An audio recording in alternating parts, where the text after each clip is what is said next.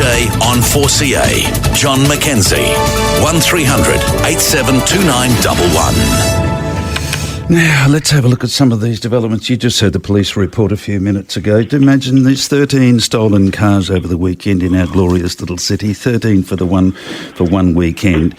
3 from one address. Can you imagine this family waking up and all 3 cars are gone? How did this happen? I said to the police officer, they turned up with a couple of reinforcements to take the other 2 cars. And this is crime on an industrial scale in our midst. On an industrial scale, and we've got an election coming up, and there's a whole lot of people saying, but yeah, they're all saying they're going to do wonders, but is any of this going to work? And there's any number of people saying, hang on a minute, adult crime, adult time, but that's time spent for crimes committed when they're 13 and 14 and 15, but the time will be spent when they turn 18, and they're trying to convince 13 and 14-year-olds, you better not commit crime, because in 3 or 4 years' time, I think most people are saying, hang on a minute, did kids really think like this? Do they think things through like this? So we've got issues. People are saying, I'm not sure this is going to be a big improvement. Now, can I take you to another more positive development, possibly? Because any number of people have said in recent times, if overseas places have much better behaved kids, have much better lower crime rates among children, etc., or crime rates generally, how is it that they're doing it so successfully and we're so catastrophically failing in this effort? So people have been saying, how about getting some experts over there to have a look and see what's working and bring the wisdom back and, for God's sake, apply it, because we're living a nightmare. So I've got a gentleman on the line who will take on board some of these matters and give us some expert advice. We've turned to him on numerous occasions, and thank God he always picks up. He's the Associate Professor of Criminology at Bond University, Dr. Terry Goldsworthy. Terry, good morning. Yeah, good morning, John. I don't have to tell you about the nightmare we're enduring up here in North Queensland. You know all about it. And especially the last few days, it's just horrendous. We've got extra police up here. These are advanced, highly trained police, etc. But they're here for a minute, like 2 weeks or something, and then we go back to normal, and we're hopelessly understaffed up here. The streets in our CBD are awash with crime at night. You know all about that, but where are we going with it, Terry? Now, this is an interesting one. $50 million, it screams in the Courier Mail today. Ideas on kid crime. LNP on hunt for a solution.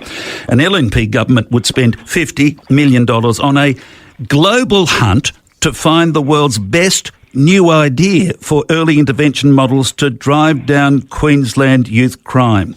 Terry Goldsworthy, what are your thoughts? Well, look, I think it's a good idea, John, but I certainly don't think you need to spend $50 million to find out what works. I mean, they could come and see me, and probably for $100,000 in funding, I could do a systemic review to show them what the good outcomes are in terms of dealing with youth crime. I just don't know where the $50 million will go. I mean, we know what the causal factors of youth crime are. It's substance abuse. About 40% of use methamphetamines. We know that 50% of them are disengaged from education, training or employment opportunities. We know there's DV in a house, there's not suitable accommodation. We know all those causal factors. We can address them without spending $50 million.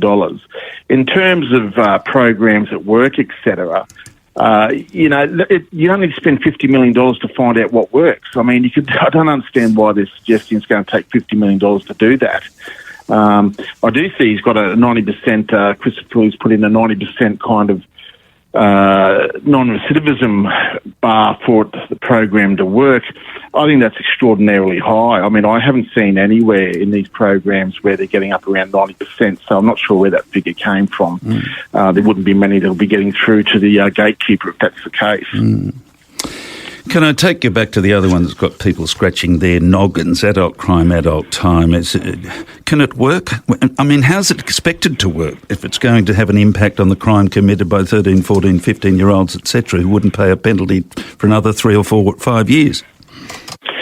Well, like any of these things, a bit like, the transparency and openness of the Children's Court that we were told would come out of the recent amendments. And then we saw magistrates making decisions saying, no, they don't think that the media should be in there. I mean, while you've given discretion to courts, they can always come back with a sentence that doesn't match what the intent of the legislation is. So it's interesting. I hopefully have a piece coming out in the Courier Mail this week, and I've looked at 10 to 13-year-old youth offenders in Australia, because I don't know if many of your listeners realise, but there's a real push by a group called Raise the Age a national group to raise the age of criminal responsibility from 10 to 14. Yes. And what we've seen is it's got a very slick web page. It has, downloadable information packs, direct links to emails to pressure politicians to pressure them. And it's even got a messaging guide where it says, don't use the word youth, say child, put the blame on politicians, etc. And their catch cry is we're arresting kids, dragging them to court and locking them away in prison cells. Now, I've looked at the data for Queensland, Victoria and New South Wales. In Queensland, for instance, over a almost 15-year period, 2% of those youth offenders in that 10 to 13-year-old bracket received a custodial sentence, 2%. In Queensland, in Victoria, over a 5-year period, it was less than 1%, 20 offenders in 5 years. And out of 2,000 offenders in that age group last year in New South Wales, only 10 of them got a custodial sentence. And none of them are more than 12 months. So, you kind of say, well, where do we fix this? The problem we've got is we're not going to let these children have responsibility. I mean, what we're basically saying is, oh, look, we're sending them all to jail. Well, we aren't sending them all to jail whatsoever. They don't understand the consequences. Well, many adult offenders don't understand the consequences either. The key issue is, do they understand the difference between right and wrong? And we have what we call the Doli Incapax presumption there, which says that the prosecution must show that they knew what they were doing was wrong. Once we do that, then they should be held to a level of responsibility. What the punishment outcome is a different argument altogether. But what we're seeing here is a real concerning push. Victoria, Tasmania, a Liberal government, surprisingly, and, the ACT have all committed to raising the age of criminal responsibility to 14 years. And it's in the Labor 2023 Queensland Labor platform document. If you have a look in there, it says we will increase the age of criminal responsibility from 10 to 14 years old. I need to ask you about this number 2 on the list from the LNP of what they're going to do to address our crime nightmare, removing detention as a last resort to unshackle the courts and deliver sentences in line with community expectations. Now, we've just talked about the situation with the magistrates. They can fundamentally, as they have in the past, just thumb their nose at directions like this. So why would removing detention as a last resort make any difference? Well, I mean, I guess what the LNP can then point to is and said, well, we removed where they had to make it a last resort. They've removed that so they no longer have to consider that. And I guess they're saying they now have the option to put them into detention if they choose to. Will it make much difference? Probably not, to be honest. I think the LNP is just saying, well, we've removed it, the courts aren't doing it. So the only way you fix that is by then putting in place minimum mandatory sentences. Yes. In whatever kind of regime you decide to do it. I've spoken before about this. You could do it quite nuanced and make sure that it works properly rather than being a blunt instrument as we saw in the Northern Territory in the 1990s. But whether there's a capacity or appetite for that, I don't know. Interestingly, on the Courier Mail website today, I saw that there was a poll about what should be done to address youth crime, and the second most popular option was minimum mandatory sentencing. Yeah. So politicians are always about the popular vote. We'll see if it picks up any credence. Look, people came up again socially over the weekend. People had just come back from overseas and they talked about some European countries. You can walk down the street at 2 and 3 in the morning. There's no fear about attack or anything else. You go to Singapore and there's no hint of bad behaviour in the streets. And they say, why can't we do that? It's a fair question, Terry. Why can't we have crime reduced to the extent that so many overseas centres have achieved? Well, it comes back to those key issues. We have a real problem with youth crime in Queensland. We did have an overall crime problem. Crime has plateaued in general numbers, like it's a 0.01% increase, I think, for this last 12-month period. But in there, you have a real problem with youth offenders, who are 18% of all of our offenders, committing 50% of our robberies, break-downs and stolen vehicles.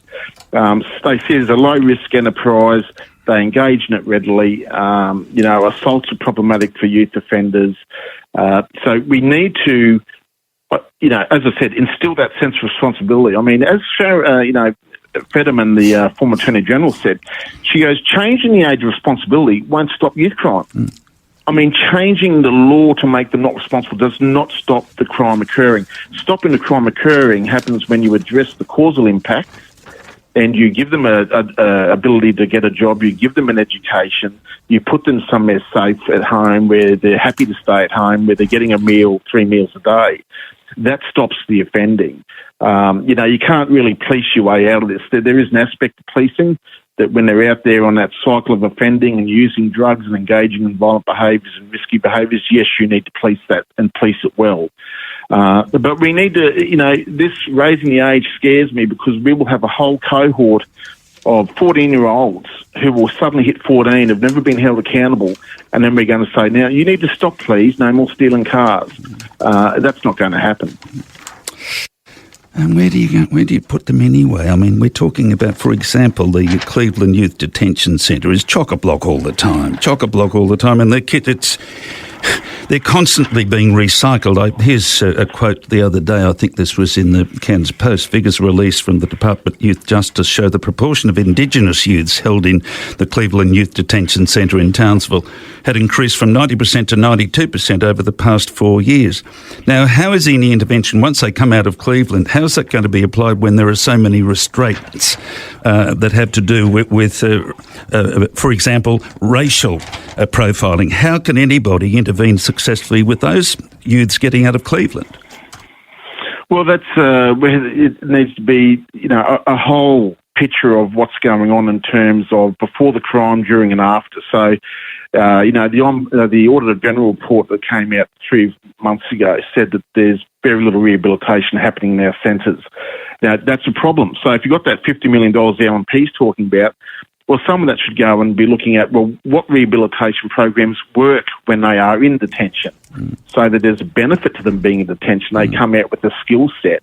Going back to the communities and going, why is there such a high level of criminal behaviour from your young people in a particular community? What is driving that?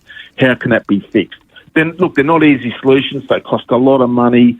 And it's more than just, the police arresting someone. But all this needs to work together. You need a strong police service that's effective and efficient. You need good social services that can identify the causal factors and interact and interdict them before they become problematic. And then if they've offended and they've been in detention, you need to make sure that when they come out, I think the Auditor General report said that for the serious repeat offenders, they had like a 72-hour support program. Well, what's going to happen after 72 hours? Exactly. Oh, it must make you cry sometimes, Terry. It's making us cry. It is just such a nightmare, and for us up here particularly, when we're virtually per capita the worst in the country. So we're suffering, and I'll stay in touch with you, Terry, if you don't mind. If we keep talking, ultimately we might eventually see a reduction. By the way, I just mentioned this one too because it comes up from time to time and I don't know why politicians say it. Here's a quote from the Saturday Cairns Post. We've had an explosion in our suburbs up here. All the restaurants are getting smashed up. Kids break in just to steal some Coke and a few sandwiches and do $5,000, $10,000 damage. But here's a quote. Cairns Member of Parliament Michael Healy, while sympathising with business owners, deflected blame away from the youth justice system. He said, "I'm enormously frustrated by the spate of juvenile crime and the senseless damage." But he said, where is the accountability from the parents? Well, look, I mean, the problem is you expect accountability from certain... I mean, look, there's some parents who try their best and a child is just out of control. But the problem you have is where you expect accountability from the parents and the parents are part of the problem. You're not going to get any accountability there. I mean... No. And if you expect that that's going to happen, then you're just going to waste your time. And that's what I'm talking about. Precisely. 30% don't have stable or suitable accommodation. Yep. And in terms of DV, about 53% of them have been impacted by DV or family violence. So that's in their own house. Yeah. So expecting those environments to then turn around and go, oh, we'll be supportive and stop the child offending is just a nonsense. Nonsense. Always good to talk to you, Terry. Thank you. Thanks, John. That's Dr. Terry Goldsworthy. He's the Associate Professor in Criminology at Bond University.